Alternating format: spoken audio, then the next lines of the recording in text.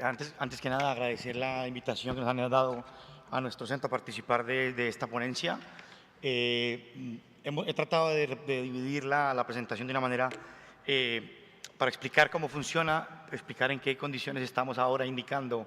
la preservación ex vivo de pulmones y cuál es el futuro que vemos próximo y no tan próximo de este tipo de tecnologías. Bueno, mi nombre es Lucas Hoyos, soy cirujano del Hospital Puerta de Hierro y estamos hablando de una tecnología que no es muy novedosa de cara a perfundir un órgano en sí mismo, pero tiene muchas herramientas que vamos a discutir más adelante. Como se hablaba esta mañana, el doctor Miñambres hizo una aclaración bastante importante acerca de que tenemos muchos receptores, cada vez entran más receptores en lista de espera. Esto es una gráfica de la ONT donde muestran que la tasa de inclusión en lista de espera es creciente, es exponencial, y el número de órganos disponibles y la viabilidad de órganos disponibles sigue siendo estática a pesar de los años. Aumentan el número de donantes, pero el aprovechamiento de los pulmones no llega a ser el 15 o el 20% siquiera. Aquí podemos ver cómo el aprovechamiento en el Reino Unido, en los Estados Unidos, está por debajo del 17 o del 15%. En España estamos un poco alrededor del 20%, pero sigue siendo muy inferior el aprovechamiento en donantes multiorgánicos para pulmón. Entonces, tenemos que buscar herramientas para aumentar esa rentabilidad y ese aprovechamiento de órganos de pulmones especialmente. Tenemos también una mortalidad en lista de espera de pulmón que sigue aumentando en la misma proporción en que están aumentando el número de potenciales receptores. En Estados Unidos tenemos una mortalidad en lista de espera que ronda el 30%. En nuestro centro, perdón, en nuestro país tenemos una tasa que ronda alrededor del 15%. Pues tenemos ventajas, tenemos la ventaja de que tenemos una de las tasas de donación más altas del mundo por millón de habitantes. Tenemos una tasa de aumento de trasplantes pulmonares tratando de cubrir esas necesidades, esa cantidad de pacientes que entran en lista versus la cantidad de pacientes que fallecen, pero aún así nos estamos quedando atrás. Estamos perdiendo pacientes o potenciales receptores en lista de espera por no disponibilidad de órganos. Estamos teniendo un aprovechamiento bastante subóptimo de estos pulmones o de estos órganos en los donantes multiorgánicos y nos hemos preguntado el por qué. Traigo esta gráfica simplemente para demostrar que, a diferencia del hígado, de los riñones, el pulmón es un órgano que se comporta completamente diferente a otros órganos sólidos, puesto que es muy susceptible no solamente al proceso mismo de la muerte, en el caso de la muerte encefálica, por ejemplo, sino que además la forma en que se tratan estos pacientes, la ventilación mecánica, por ejemplo, el uso excesivo de fluidos durante el periodo previo a la extracción, también afecta la disponibilidad de estos órganos y hasta hace pocos años se perdían, y era la razón por la cual perdíamos una gran cantidad de donantes multiorgánicos, dado que había habido un mal manejo en la UCI durante el periodo de fallecimiento o periodos circundantes a la extracción, así como durante el periodo mismo de la muerte encefálica que generaba una liberación de reactantes. Y en conclusión, cuando se usaban estos órganos, teníamos una disfunción primaria del injerto, que es un fallo del endotelio vascular y del alvéolo que produce esta falta de utilización de órganos.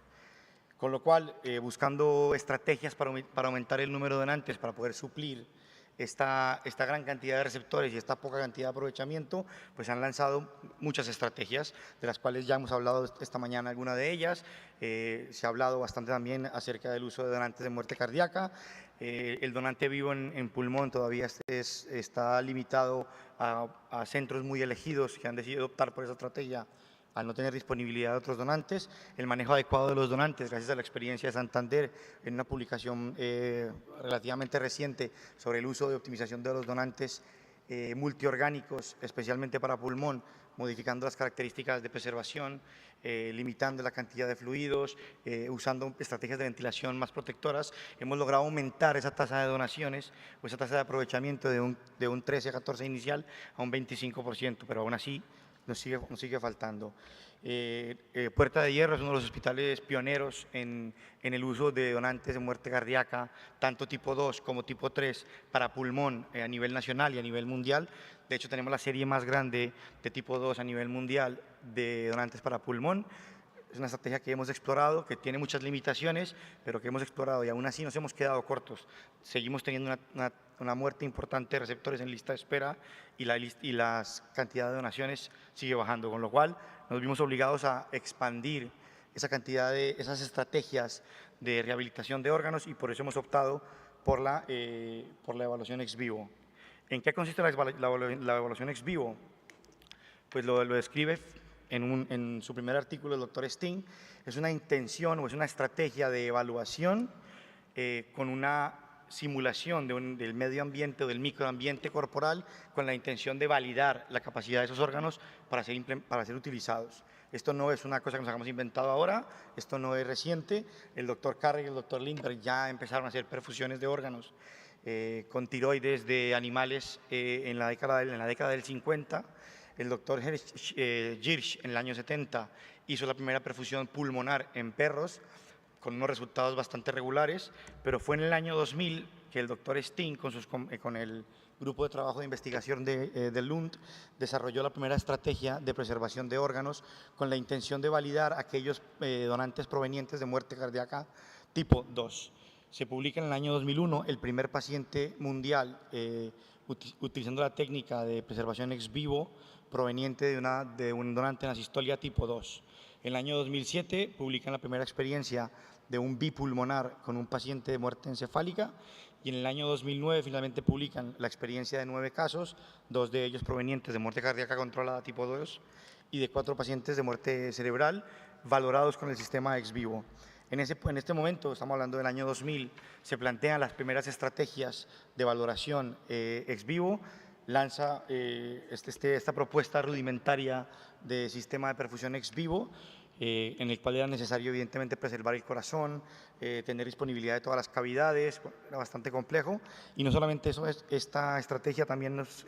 lanza una forma o un método de preservación de pulmones en asistolia controlada, no controlada, que fue el que finalmente implementamos en el Puerta de Hierro. ¿En qué consiste, más o menos, en muy resumidas, la situación de la preservación actual? Consiste en un sistema compuesto fundamentalmente de una bomba de perfusión que recibe sangre de un reservorio, la pasa a través de una membrana de oxigenación que realmente lo que hace es desoxigenar la sangre para permitir que la sangre desoxigenada pase por el filtro de leucocitación y de esa manera entre a través de la arteria pulmonar. Es así que el pulmón es la herramienta que oxigena la sangre, mientras que la membrana la desoxigena y el filtro disminuye las características, las cantidades de reactantes inflamatorios y de linfocitos circulantes. Esta máquina que están viendo aquí es la que actualmente estamos utilizando en el Puerta de Hierro. Este es un trasplante que hicimos en febrero de este año, un unipulmonar. Como podéis ver, simplemente es una cánula que entra a través de la arteria pulmonar. La tráquea está cerrada y conectada a una ventilación utilizando una estrategia de ventilación ultraprotectora y nos permite de esa manera evaluar las condiciones mecánicas del pulmón durante la ventilación, las condiciones de circulación y de respuesta vascular durante la perfusión y al mismo tiempo validar la capacidad alveolo-capilar para el intercambio gaseoso. Al final, después de 8 o 10 años de experiencia con la preservación ex vivo y de las primeras experiencias publicadas por el doctor Steen, 3 corrientes o 3 vertientes muy importantes han lanzado sus estrategias con algunas variaciones que vienen resumidas en esta tabla. El Hospital General de Toronto ha sido uno de los grandes impulsores de la estrategia ex vivo, es el que tiene más experiencia hasta la fecha con más de 200 trasplantes utilizando donantes evaluados con este sistema. Su estrategia de preservación es similar a la que os acabo de mostrar, con matices diferentes. Ellos utilizan una sonda para cerrar la aurícula izquierda y de esta manera medir la presión de la aurícula izquierda durante el periodo de la perfusión. Ellos utilizan un flujo subfisiológico alrededor del 40% y son una estrategia acelular de valoración, es decir, solamente utilizan la solución que Steen diseñó para las pruebas iniciales en el año 2000. Estas son las máquinas que hay ahora disponibles comerciales. Hemos tenido en el Hospital Puerta de Hierro la ventaja o la fortuna de haber trabajado con las 3 principales, que son la estrategia OCS, la estrategia de VivoLine, que es la que actualmente tenemos en el hospital, y también el XPS o la opción ex vivo de Toronto, que es el protocolo, adicional. Hemos tenido la oportunidad de trabajar con los 3, ahora estamos trabajando con el LS1 porque nos parece, en términos logísticos, mucho más sencillo de manejar. Si nos ponemos a analizar los datos y los resultados que hay y la evidencia que hay hasta el momento en valoración ex vivo, podemos reducirlo en 3 protocolos. El protocolo de Toronto, que es el protocolo que más pacientes ha captado hasta la fecha, el protocolo de Lund, que es el protocolo que utiliza un sistema celular con aurícula abierta, y finalmente el OCS, que es una marca comercial que está trabajando también en el sistema de preservación en los Estados Unidos. Protocolo de Toronto. La primera publicación lanzada por el grupo de Toronto en la cabeza del Dr. Zippel hizo el primer reporte en el 2009 con experiencia en cerdos, con más de 150 cerdos, y aparte de eso una experiencia inicial con donantes vivos, donantes humanos. Finalmente, en el año 2011 publica el primer trial realizado con humanos para esta tecnología, utilizando 116 pacientes trasplantados con donantes estándar y 23 pacientes que ellos clasificaron como donantes no estándar por las condiciones, sea por la presencia de edema pulmonar, por una baja oxigenación o porque eran donantes que provenían de muerte cardíaca controlada, que es la variante que ellos utilizan. El resultado de este primer estudio fue muy satisfactorio, publicado en el New England Journal en el año 2011, con una tasa de aprovechamiento de 87, del 90% prácticamente de los pacientes pasados por la máquina fueron utilizados, implantados con muy buenos resultados, con una tasa de ventilación mecánica, días de estancia en UCI y complicaciones de la vía aérea bastante inferiores a la comparativa de donantes estándar, 116 para ese periodo de tiempo.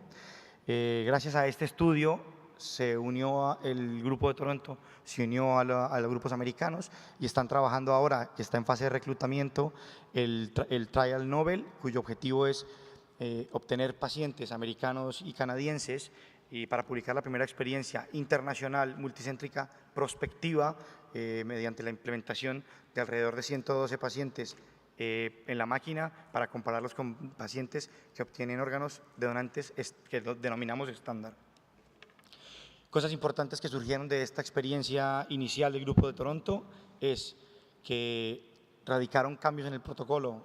como la aurícula cerrada o el uso de estrategias acelulares, pero además que pudieron documentar que era posible mantener los pulmones en perfusión durante periodos prolongados de más de 12 horas, lo cual permitiría a futuro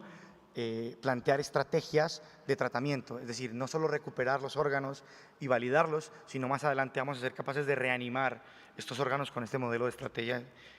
de perfusión. En el año 2013, el grupo de SAIC de Francia y el grupo de Eigner en Viena se unieron a la experiencia de Toronto con el mismo protocolo y publicaron los primeros 125 pacientes trasplantados a nivel mundial con la estrategia de perfusión ex vivo del modelo de Toronto, con una incidencia de disfunción primaria del injerto que ronda habitualmente en donante estándar alrededor del 25%, han demostrado una disfunción inferior al 5%, con una tasa de sobrevida del 88 a un año y del 70% a 5 años, cuando la tasa habitual en donante estándar oscila alrededor del 80 y del 65%. La tasa de aprovechamiento de órganos, es decir, de los órganos que son evaluados, colocados en la máquina y utilizados, ronda el 83%. En el año 2014, nuestro centro publica la primera experiencia mundial con donantes provenientes de muerte cardíaca no controlada, la primera del mundo. Hemos evaluado en ese periodo de tiempo, entre el 2011 y el 2014, alrededor de 11 injertos. 4 de ellos fueron rechazados por caída de la PO2 y por caída de la compliance pulmonar en la evaluación de la ventilación mecánica. 7 fueron aceptados para trasplante, de los cuales 3 fueron utilizados para trasplante bipulmonar y uno tuvo que rechazarse por motivos logísticos. Ahora también está en curso un estudio que acaba de comenzar, que se llama el PerfuSix, cuyo objetivo es crear centros de investigación, centros de acopio o centros de recogida de órganos para rehabilitación y reacondicionamiento. Son órganos que están en la frontera de los Estados Unidos con Canadá, que son extraídos en los Estados Unidos, enviados a un centro de evaluación ex vivo en Toronto y son enviados una vez validados para que puedan ser utilizados a lo largo de la costa, a lo largo de todo el eje de los Estados Unidos. Se encuentra ahora mismo en marcha. En cuanto al protocolo de Lund, que es el protocolo del investigador inicial de la experiencia, el doctor Steen. Hay muchas experiencias publicadas a la fecha. Está el grupo de Henriksen de los daneses, que publicaron su primera experiencia, 11 pacientes trasplantados con la previa valoración ex vivo, con una incidencia de disfunción primaria del injerto que ronda apenas el 10%, una sobrevida a un año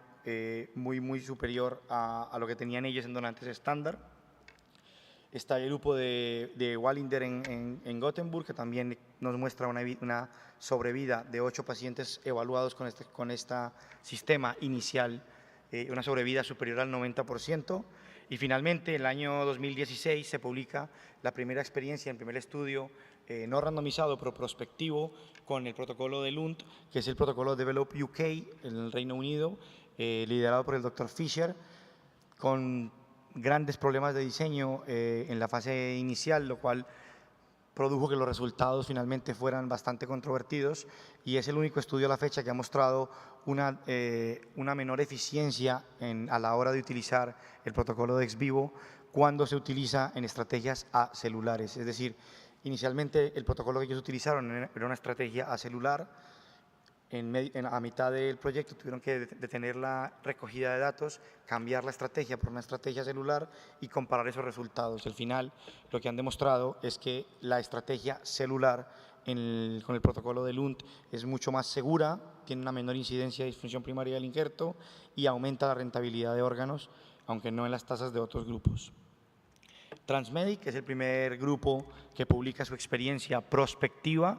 Es el grupo más grande de pacientes valorados ex vivo con intención randomizada. Son un total de 306 trasplantes utilizando donantes estándar. Esta estrategia pretendía comparar la valoración ex vivo previa al implante contra la preservación convencional en frío. Lo que se hacían era que evaluaban los donantes, se hacía la extracción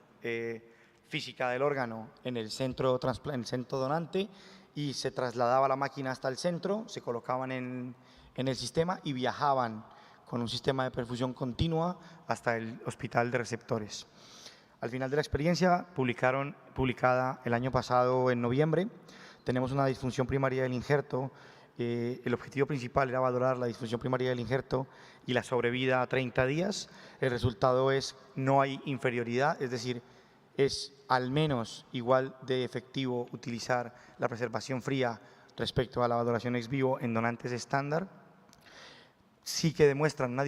una reducción muy importante en la disfunción primaria del injerto de alrededor del 10%, y que los tiempos de isquemia fría, que tienen un impacto muy importante en el rechazo crónico y en la disfunción primaria del injerto, están claramente reducidos en esta experiencia, dado que el órgano se extrae del donante y se coloca en la máquina,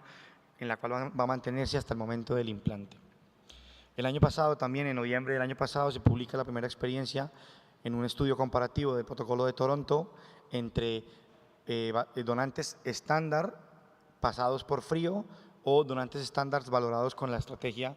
ex vivo. El resultado, la experiencia pretendía comparar los resultados en términos de disfunción primaria del injerto, la PAFI, la presión de arteria, la presión de oxigenación contra la fracción inspirada de oxígeno, los criterios de ventilación mecánica, tiempo de ventilación mecánica y el tiempo de estancia en UCI. El resultado de este estudio: 80 pacientes fueron incluidos, randomizados aleatoriamente para el grupo de frío o el grupo de perfusión ex vivo. 39 fueron evaluados con la máquina de ex vivo y fueron comparados con 139 trasplantes por el ritmo normal del centro, y fueron igualmente tuvieron la misma tasa de incidencia de disfunción primaria del injerto, con unos tiempos de ventilación mecánica y un tiempo de UCI inferior en el grupo comparado de evaluación ex vivo. De tal manera que al final de estos 10 años de experiencia hemos logrado identificar que la preservación ex vivo no solamente es al menos igual de segura en la valoración, en el transporte en frío, sino que además nos permite disminuir la tasa de disfunción primaria del injerto, el tiempo de ventilación mecánica y el tiempo de estancia en UCI en nuestros pacientes. Y eso con todas las ventajas añadidas a esta estrategia. ¿Qué tenemos además con la preservación ex vivo que no tenemos con el sistema en frío? Que podemos valorar a aquellos pacientes que en otras situaciones o que en otras condiciones no podían haber sido valorados. Es decir, aquellos pacientes que por ningún motivo nos ofertan, esos pacientes que el doctor Miñambres esta mañana nos contaba que se perdían en el camino, esos pacientes que no son considerados por ningún grupo o por ninguna hospital donante para ser evaluados. Esa es la ventaja que tenemos. Tenemos la posibilidad de ir por esos pulmones, evaluarlos, extraerlos, colocarlos en una máquina de preservación durante 1, 2 y hasta 10 horas y ver cómo se comportan. Al día de hoy tenemos unas estrategias de selección de donantes. Usualmente usamos donantes de menos de 65 años con relaciones de oxigenación y fracción inspirada de oxígeno por debajo de 350, es decir, los que consideramos subóptimos o no estándar, con algunas anormalidades anatómicas que justifiquen una valoración o un tiempo de isquemia que finalmente va a ser prolongado, o que en la valoración macroscópica tengan evidencia de edema de pulmón. Ventajas añadidas de la perfusión ex vivo. Con lo que hemos encontrado hasta ahora es que nos permite evaluar las condiciones fisiológicas y plantear estrategias de prevención o de protección pulmonar a futuro, la implementación de biotecnología o de bioingeniería para la generación de nuevos pulmones a través de sustratos estructurales, investigaciones translacionales como la que nos estaban contando en la presentación anterior, y la ventaja de tener la flexibilidad de la valoración ex vivo como herramienta adicional, es decir, que nos podemos arriesgar un poco más a la hora de ir a evaluar órganos porque tenemos ese respaldo de que si no valen en primera instancia pueden ser pasados por la máquina y reevaluados. Y como hablábamos al principio, no solamente tenemos esta opción de reacondicionar órganos dudosos, sino a futuro esa opción de resucitar órganos que en otras condiciones no hubiesen sido usados en ningún momento. A la fecha hay una cantidad muy importante de literatura que muestra resultados muy favorables en órganos no solo subóptimos, sino directamente órganos rechazados. Hay varios grupos ingleses y europeos que están utilizando órganos rechazados para trasplante, utilizando estrategias como la terbutalina, tratamiento antibiótico durante la preservación ex vivo para tratar neumonías o colonizaciones por bacterias multiresistentes en pacientes con estancias prolongadas, el uso de fibrinolíticos para pacientes con pulmones provenientes de TEP, en fin, el futuro y la proyección de la valoración ex vivo para el pulmón es una realidad ahora, y el futuro, que es la resucitación de órganos con estrategias médicas, es el futuro. A todos los cirujanos que están presentes en la sala, los que haya, nos encantaría encontrarnos con esta frase al llegar por la mañana, que nos dijeran que el pulmón o el órgano sólido ha sido evaluado durante la noche, ha sido optimizado y ahora podemos utilizarlo para el trasplante. En 30 segundos quiero simplemente contarles un poco la experiencia de nuestro centro a la fecha. Somos un centro con una actividad trasplantadora de pulmón desde el año 92 bastante importante, entre 35 y 45 trasplantes al año, un total de 750 desde la apertura del programa. Tenemos una experiencia con la máquina ex vivo en el 2008, cambiamos al protocolo OCS para incluirnos en el estudio en el 2011, en el 2016 nos quedamos un poco huérfanos y fue por la razón por la que nació el programa que actualmente lidero, que es el programa de PIPROS, la preservación pulmonar y recuperación de órganos. En este periodo de tiempo hemos reescrito el protocolo y actualizado los datos, aparte de la formación, y el año en curso, es decir, desde enero hasta mayo de este año, hemos tenido un total de 25 trasplantes, de los cuales son 6 unipulmonares, 19 bipulmonares, 80 ofertas a través de la ONT y, lo más importante, 20 ofertas de la ONT que han sido desestimadas por los demás grupos trasplantadores de España y fueron valoradas para valoración ex vivo. De estas 21 ofertas, 13 han sido rechazadas por teléfono porque no cumplían criterios de ex vivo, 11 han sido evaluadas in situ, de las cuales 4 han sido trasplantadas sin necesidad de ninguna estrategia adicional, es decir, hemos recuperado 4 pacientes que en otras circunstancias no hubiesen sido utilizados. Hemos hecho además 5 valoraciones ex vivo, de las cuales 3 han sido implantadas y están ahora, una de ellas está en el hospital, pero ya los otros 2 están de alta, y solamente hemos rechazado 2 pacientes por aspiración. Muchas gracias.